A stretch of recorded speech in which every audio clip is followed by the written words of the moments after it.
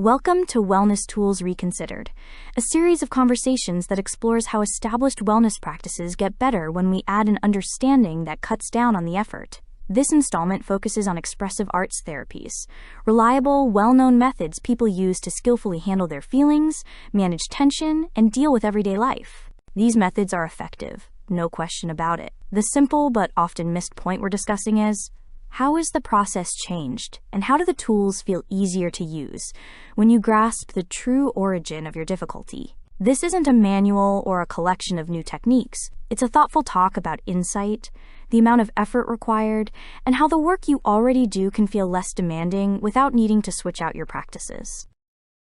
You know that feeling, right? That specific frustration when you're doing all the work, you're journaling, you're painting, you're doing the somatic stuff, and you feel that release.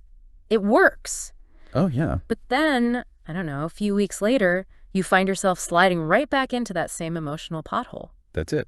That's what a lot of the literature calls the effort problem. It's probably the most common thing we hear about. Right. And that is exactly where we're going for this deep dive. We're looking at a bunch of research on expressive arts therapies, but we're sort of reading it through the lens of this one book, the lens that changes everything.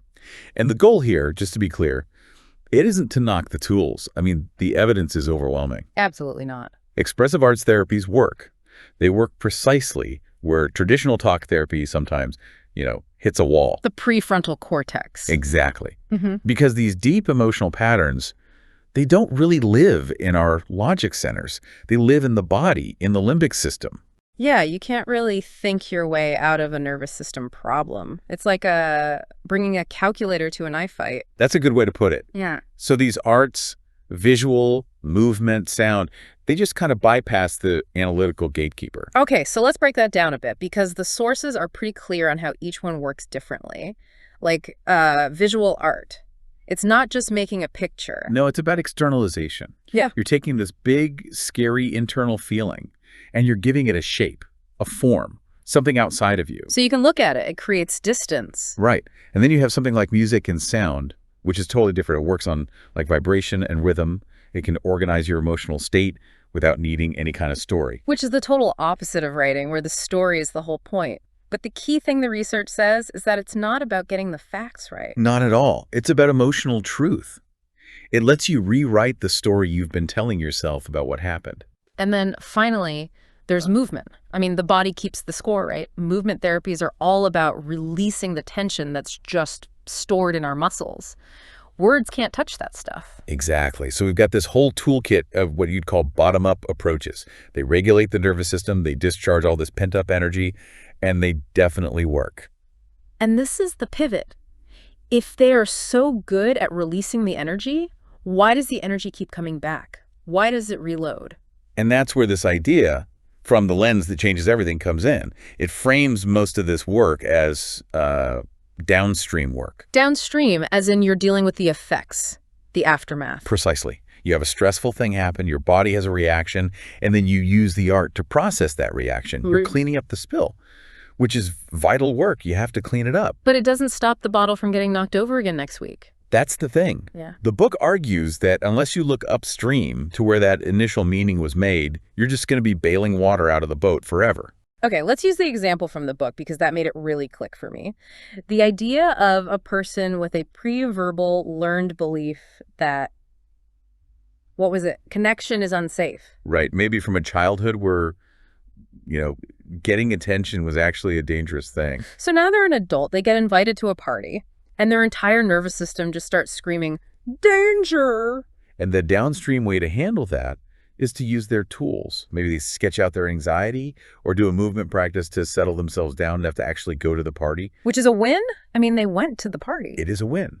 But the underlying belief that's generating the alarm connection is unsafe is still running in the background. They're basically fighting their own protective system. Ah. The upstream approach, the one the lens points to, is about pausing to recognize why the alarm is going off in the first place. So it changes the goal. You're not trying to get rid of the anxiety. You're trying to understand the logic of the protection. That is the crucial shift. The moment you look upstream, you stop seeing your symptoms as a mistake or a malfunction. Yeah. You see them as a totally functional protection that's just running on old, outdated information. And that has to change how you use the art itself. The sources talk about a shift from repetition to recognition. Yes. The tool just feels lighter. You're not frantically painting to make a bad feeling go away. You're painting to say, oh, there's that pattern again. I see you. The fight just kind of dissolves. That's really the big takeaway, isn't it? The insight doesn't replace the tools. You still need the art and the movement to help the energy move through. Of course. But it stops that cycle of constant, exhausting management. It turns a battle into more of a conversation. A conversation with your own history, really. For anyone who wants to dig into that upstream idea more, the lens that changes everything is available for free through the Creative Humanity Alliance. We'll put a link in the show notes. It's definitely worth a read. Because healing shouldn't feel like a second job. It's not always about finding a final resolution. Sometimes it's just about recognition. Once you see the source, you don't have to fight so hard against the symptom.